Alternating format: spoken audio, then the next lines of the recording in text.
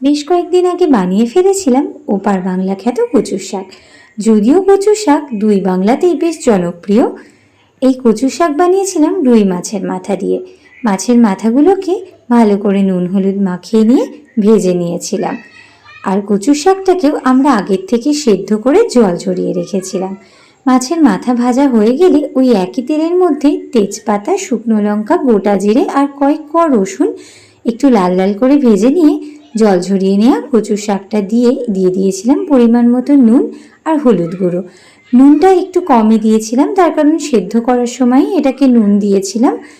এরপর বেশ খানিকক্ষণ জলটা নিয়ে দিয়ে দিয়েছি ভেজে রাখা মাছের মাথা, একটু কাশ্মীরি লঙ্কার গুঁড়ো, আর এর মধ্যে দিয়েছিলাম সাদা তিল। সাদা তিলটাকে একটু ভেজে নিয়ে গুঁড়ো করে দিয়েছিলাম, তাতে এর টেস্টটা বেশ অনেকটাই বেড়ে যায়। আর দিয়েছিলাম কাঁচা লঙ্কা আর সামান্য একটু চিনি।